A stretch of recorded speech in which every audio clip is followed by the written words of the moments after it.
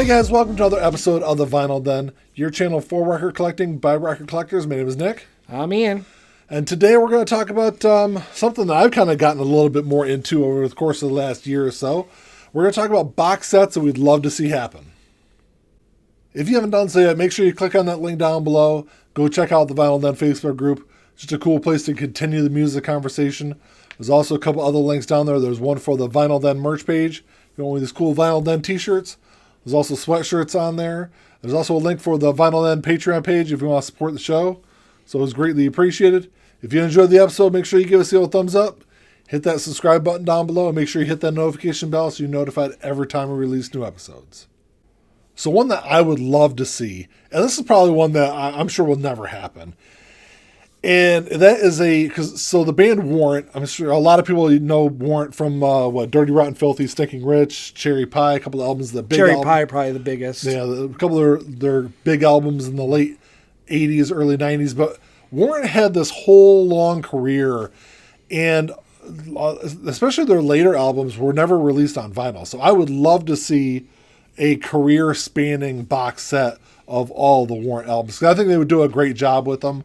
And I think Warrant is one of those bands that, if that's all you know is Dirty Rotten Filthy, Stinking Rich, and Cherry Pie, go back and check out the rest of their catalog, because their music definitely changed over the years. It definitely evolved with the times. And actually, like I said, some of those later albums were absolutely fantastic.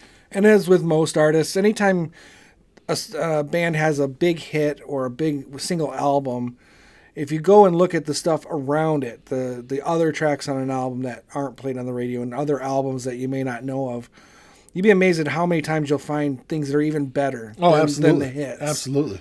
So, and they're a great band that, like I said, I think if people go back and check them out, they would definitely be surprised by some of them later albums. And I think it would make more sense for some of those later albums to be put into a box set, because you get them out there, and because they may not necessarily sell on their own. Yeah, absolutely. Because people don't know about them. Absolutely. But you put them in a box set, you can kind of still capitalize on that, on selling those albums in a set. Yeah. And people have an opportunity to listen to something they may not otherwise have listened to. Similar to what Skid Row just did with their Atlantic Years box set. I don't think a lot of people would have gone out there and bought Subhuman Race, but they'll definitely buy it in the box set to get those first two Skid Row albums. I agree. Yeah. Okay, so for my first one, and I know Nick would want this too. Absolutely. Super Deluxe Edition or some kind of a big package edition of Blues Travelers 4. Mm-hmm. It was a big enough seller, it was a big enough hit to warrant a big box set, and it definitely is time for a reissue. Yeah, I think the Super Deluxe would be great for that, because packaging Blues Traveler 4, which even the reissues from just a couple of years ago sell for $500 on Discogs. So it's definitely a huge draw for this album.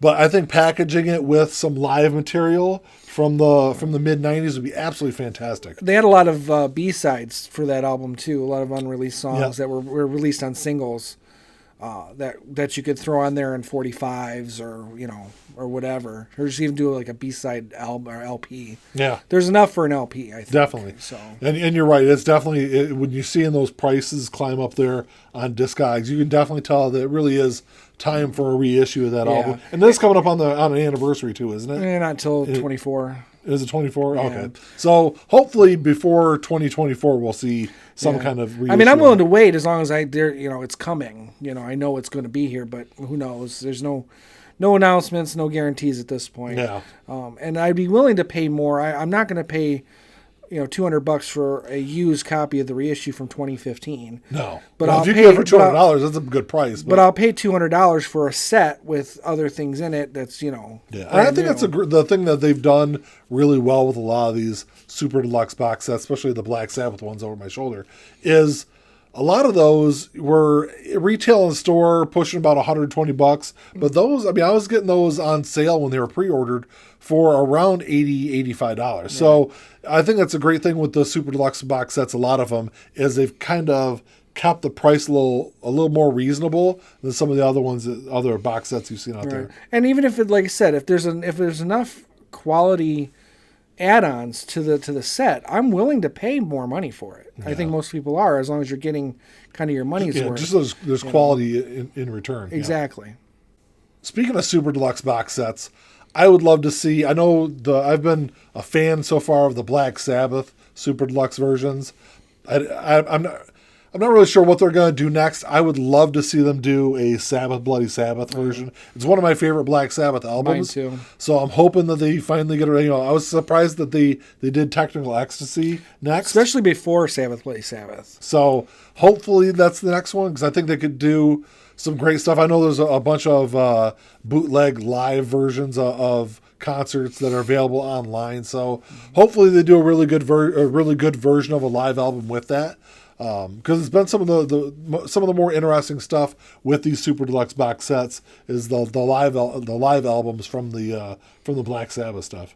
And it's they've done a really good job just with the packaging.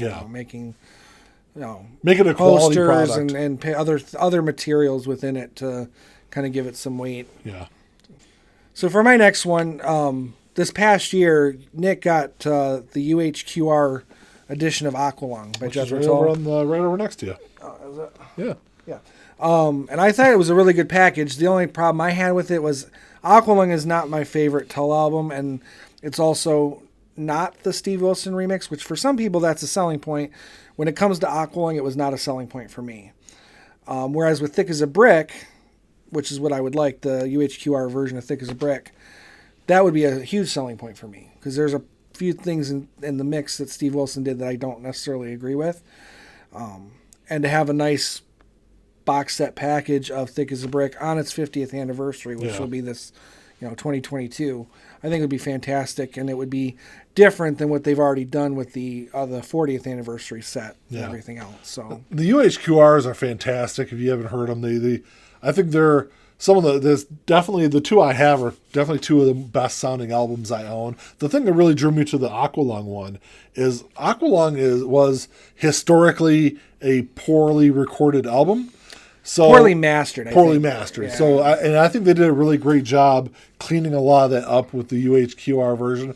It sounds fantastic. And you're right, doing an Aqualung, doing a Thick as a Brick version, I think would be a great seller also. The only thing I would have, and I didn't think of this, and you could probably clarify with me, the Aqualung is a 45, correct? Correct. And it's on 2 records. Correct. They wouldn't be able to do that with Thick as a Brick but the kind of blue that I have is a 33. So okay. So because they would have to do it as a 33, otherwise you're splitting up the two sides in an awkward way. Yeah. So it would definitely be a 33, which they did with the very first UHQR that they released, which I think was Axis Bold as Love, I think by Jimi Hendrix. That was released as a 45 and a 33. Okay. There's a plan to do a 45 version of Kinda Blue, but you're right. If they did Thick as a Brick, it would have to be a 33. Yeah. Speaking of UHQR, I would love to see them do, of course, this is me being a huge fan of this album, I would love to see them do The Dark Side of the Moon UHQR, which they did a UHQR version of it back in the early 80s, and that thing sells for, last time I saw it sell on Discogs, I want to say it was $1,500. Yeah. So it's something that would definitely move. And of course, me being, I've already got, I think, 8 or 9 copies of it. So what's another version of it? So, well, the only thing I would ask is, because UHQR already did a version, is it likely that they would do another version, like an anniversary version? I'm not sure, because when UHQR did it before, it was a MoFi property. Right. Okay. Right. Because now Analog Productions owns it, and they're doing a little bit different techniques and things. Yeah, because it's on Clarity vinyl now, and obviously I think the packaging for the UHQRs is a lot better. When it was originally released, what was it, 82, 83, whenever it was just a plain black box that came in. Oh, okay. So there's not a whole lot packaging wise with it. The UHQR's packaging overall, they do a really great job with them. So I would love to see and if not a UHQR, even a MoFi one step of Dark Side of the Moon would be which would probably be more likely, considering Mobile Fidelity's already done their version of it. So either one I'd be happy although with. That's also true of Thick as a Brick and Aqualung, and then UHQR did those, so did the one. Anyways. Yeah, when I was thinking of Dark Side of the Moon originally, I was thinking, because I'd love to see him do a version of The Wall, but The Wall I don't think would work is a UHQR just because it's so long, and it'd be the same. I mean, it'd be 4 LPs you'd have to break up over if they did it as a 45. If they did it as a 45, so Dark Side of the Moon though, definitely one that I'd love to see. The anniversary's coming up, so there's every chance they're going to. There's an opportunity for it. Yeah, I mean they're going to do something for it. Probably. So. Yeah. So for my last one, it's kind of 1 or 4. Yeah, it's multiple of them. Multiple, yeah. There's the super deluxe versions of the Sabbath albums. I think have been done really well, and I think that they could do something like that with the first 4 Alice Cooper albums. Not really the first 4, but the first 4 big albums: Yeah. Love It to Death, Killer, School's Out, and $1 Billion Babies. Which $1 Billion Babies, they've already released $1 Billion Babies live, which is a fantastic live album. Right. So there's material they can work with, but I really like the packaging and the idea behind it. And I think they could really do some good stuff with the Alice Cooper albums. Especially packaging wise, yeah. I think they could do some really creative stuff with it. Yeah, exactly. There's a lot of potential there. And they don't even have to do all 4 of them. They could do Killer and $1 Billion Babies. I'd be okay not having a School's Out package because really the second half of the album's the best part anyway. It really is. But, I'm also a completist, so if you're going to do a chunk of Alice Cooper, you kind of have to do Love It to Death and School's Out with the Killer and $1 Billion. Yeah, because that period of Alice Cooper, that's definitely my favorite albums of the Alice Cooper band era. Mm-hmm. But, the funny thing is about a lot of those albums is when $1 Billion Babies was released, when School's Out came out, and even a little bit with Killer, is they were messing around with packaging. With the fold-out desk with School's Out. Yeah. The fold-out dollar bill with $1 Billion Babies. So there is a lot. Killer had the fold-out calendar. Yep. Yeah. Which was all part of when Friday Music reissued those recently. They replicated a lot of that. So I think there's a lot of potential with the packaging with a super deluxe box set. So those would definitely be some fantastic ones. I mean, that's kind of what I'm looking for. A lot of bands and stuff that I like personally are not really mainstream bands. So when we were talking about this, I went through a lot of albums that I would like to see, but just would never happen because there's not enough mainstream appeal to justify putting big box sets together. Yeah, absolutely. So that was where I had a little trouble, but I think those would have a lot of commercial success. Absolutely, especially the Alice ones. Those sell pretty quick. I think so. Yeah. So that's all we got for you today, guys. Thanks for checking the show out. Drop us a comment down below. Let us know what your box sets you'd be looking forward to, because I think there's a bunch of possibilities out there. Some of them would be mainstream. I guess they really don't have to be, because there's some box sets from really obscure bands out there too. That true. But I just was thinking about commercial viability. Yeah, I get that. But let us know what you guys think. If you enjoyed the episode, make sure you give us a little thumbs up.